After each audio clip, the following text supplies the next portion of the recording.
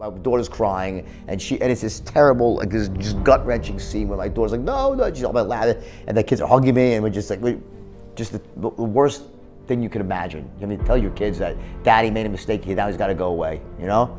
And, you know. What's going on, guys? It's Nick here from Greatness Defined, and I have an absolute gem for you guys today. So this video is coming to you guys from Jordan Belfort.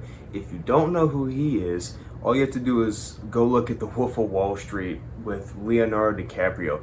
This movie is based around him. He was a multi-millionaire, highly successful businessman in the stock market in the 90s.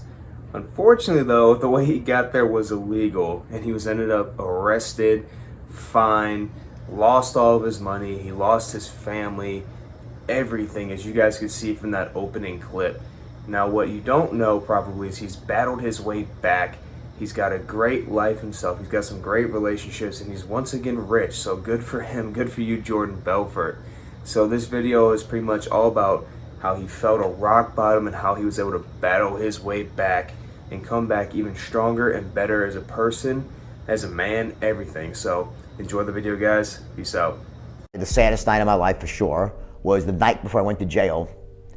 I had to tell the kids. It wasn't like the movie, they took me away. I reported for jail, right? And my wife and my ex-wife, we sat down with the kids it was a Thursday night, and we called the kids into the living room. They're like, what's up, what's up? And I started telling my kids, you know, I said, listen, you know, a long time ago, you know, that when I had that big company and I made some mistakes, and I didn't get even, as soon as I started getting even close to it, my daughter starts bursting out, hysterically crying, and my son was very young, and she just starts crying because my daughter's crying, and it's this terrible, like this just gut-wrenching scene where my daughter's like, no, she's all about laughing, and the kids are hugging me, and we're just like, just the worst thing you can imagine. I mean, tell your kids that daddy made a mistake, now he's got to go away, you know? And, you know, I was guilty. I couldn't say I was trapped with this. I did it. I made a mistake. I took some great skills that I made the mistakes, and I deserve to be there. I had no one to blame but myself. I made the mistakes, and it's very difficult when you have to come to terms with that, right? And I think when people watch the movie The Wolf of Wall Street, it's important that they look at that movie and say, you know what? I get it. It's glamorous and it's fun, you know, because I'm not going to deny that it was fun. It was glamorous, yeah. But there's something called balance in there, that when you are that character, that never ends well. It just never ends well. And one question that I get asked all the time, you know, how was I able to stay positive and motivated in what was certainly the worst time of my life? I mean, I lost all my money, I lost my freedom, I lost my children for a time, my wife bottomed out, right? And I said, you know, I think about it, I said, you know, here's the secret.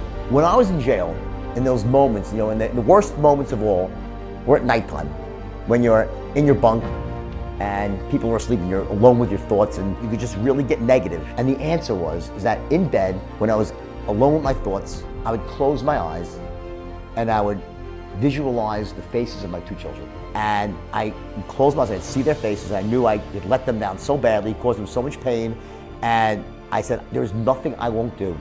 There's no length I won't go to prove to these kids that their dad can do it right, that their dad's gonna come back even better than before. And it was all about proving to my children that you could come back from failure, that you could make the world right, and I could be an example, make them proud of me. That was my why. It was all about my kids. And that's the secret. Your why, it's never about you. People will do crazy things for causes they believe in, but for yourself, you only go so far. My kid's in trouble, I'll run through a wall of fire, I wouldn't think twice about it. And that's step number one. You have to have a vision for your future that inspires you, you know, that makes you, you know, so when you think about it, it just makes you jump out of bed in the morning to really have a life that is far better, far greater than it is today. That's your vision for the future. That's step number one. The second thing is, this is a big one, and what most people miss, you have to have a strategy, a plan that allows you to achieve your vision. I was on the beach one day in the summer in New York. There's a huge beach, Jones Beach, and it was a hot summer sunny day, and everyone's bitching and moaning because they have to walk about a half a mile to the concession stand. And I'm with my friends, I'm like, I wonder what would happen if I went down here with like some Italian ices and chipwitches and fudgicles, right? Seems like a good idea. I'll sell them for $1 a piece, you know? Next morning, I wake up, I look in the yellow pages, it was back, no internet. I find some ice cream distributor, I take my old beaten up car down there, I go buy a styrofoam cooler, and I load up a cooler with a barrel of Italian ices and chipwitches and fudgicles, Milky Way Snickers, right? Put some dry ice on top, The whole thing loaded up was $22, including the cooler. The cooler was $7, the ice cream was $15, right? I get in my car, drive an hour to the beach, it's like maybe 10 o'clock in the morning, I get there. I walk, carry it down there, I walk to the edge of the water, right? And I start yelling, Italian ices, chipwiches, fudgicles, milk. Within 1 hour, I sold out the entire cooler for $125. And I made $100 in 1 hour. And the year was 1978. Back then, minimum wage, I think, was $1.20 an hour. I was made more than my parents that day. I went back with 4 coolers, right? Who wouldn't, right? I got 4 coolers, right? So I loaded them up, went down, sold all those out. Made $400 or $500 my second day. Changed my life. Here's the interesting thing. I told 4 or 5 friends about this. And here's the weird thing. They all went out and did it with me, but only one of them sold more than 1 cooler a day. The other, there's 5 people, 4 would sell 1 cooler and stop. Only one of them would go out like we'd hustle all day long and make these, $500 versus $100 a day. Why is that? Like, why would someone do that? Here, they're young, when none of us have money, and you have this opportunity in your sights where you can make big money and that can change your life. Yet most of them, 80%, stopped with 1 cooler. They were 1 cooler people. Only one of them was a 4 cooler person, right? One of my friends. That comes down to this last element of the sort of what I call the inner game of success. Like, what happens up here between your ears before you ever go out into the world and take action. And that is your standards. Some people, watch how this relates. Some people, they have a really bright vision, a bold vision, it's great, grand vision, right? Amazing, wow, inspiring. But they have low standards. They're not willing to do the work. A champagne vision and beer standards, right? And then you have the other sort of people, those with really high standards, but they lack a vision for the future. They don't have a vision that inspires them. So these are like the workers where they sort of have this champagne standards and a beer vision. It's about having a match between your standards and your vision. And the question always is, well, what should my standards be? It doesn't matter. They should be congruent with your vision. There's no right or wrong answer. How much money, it doesn't matter. You have to have that vision for the future. Number 2, you have to have the strategies to make the vision a reality. But number 3, you have to be able to share that vision with other people, to communicate the vision to people in a way that moves them to take action, to come help you achieve it, that gets them going, gets them pumped. There's a clip of Warren Buffett. It's actually Warren Buffett and Bill Gates. And one young lady asks Buffett a question. And she says, we're going out into the workforce. What can we do to make ourselves more valuable in the workforce? Good question, right? And Warren Buffett looks at her, and I think, okay, he's going to say, study your financial tables, learn how to be an expert on banking, whatever it might be, picking out companies, whatever, right? No. You know what he says? He goes, there's one thing you can do. Go take a course and study communication, sales, persuasion. That's what you got to do, because that's a skill that they don't teach in college. They don't really teach, right? And it's the most crucial skill out there. In fact, as he says, when I got out of college, Warren Buffett says, I was a terrible communicator. I couldn't sell anything, right? So what did I do? He went out and took a course. Now back then, the gold standard was Dale Carnegie, right? This was many, many years ago. And he took that course and he says, it changed my life because it allowed me to go out there and communicate and sell. Because here's the deal. What would Warren Buffett be if he had never taken that course? If he never learned how to close the deal, what would Warren Buffett be today? You know what he'd be? He'd be the most successful money manager in Omaha, Nebraska that nobody ever heard of. When someone like Warren Buffett, who's like the opposite of what you think a salesperson is, right, says that that's the skill. If you want to do one thing to improve your life and really ensure that you get what you want in life, learn how to communicate, learn how to sell, learn how to communicate, learn how to sell, right? Because people, without that, you die with your music on your lips.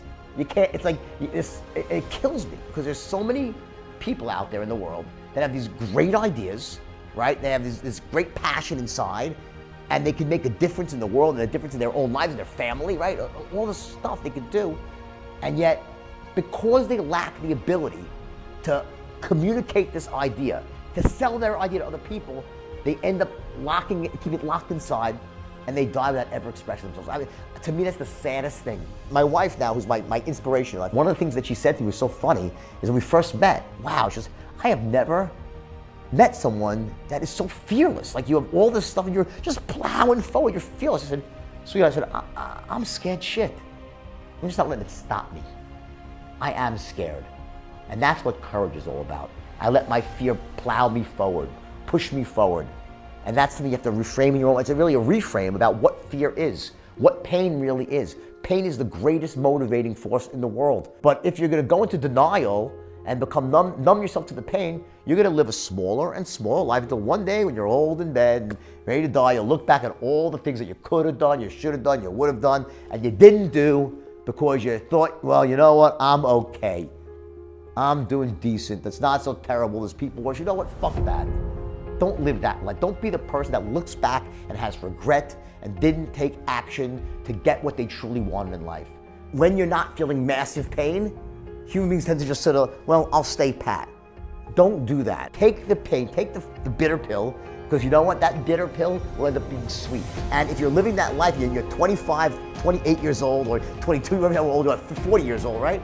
And you're in this sort of dead-end job. It's not what you want to do. Don't think for a split second that this is your lot in life, that you have to stay on this road. At any moment in time, you can make a decision. You can get off that road and start going down a completely different road. And you know what? Yeah, there'll be some pain, there'll be some lack in your life, and you know what? That's what will drive you to greatness. It starts by having the vision for the future, to really see your life better than it is right now. And that was my secret. And that is going to be your secret too. When you find that why, once you have that power, then you will definitely achieve your vision, no matter what. It might not happen overnight, but it will happen. I promise you.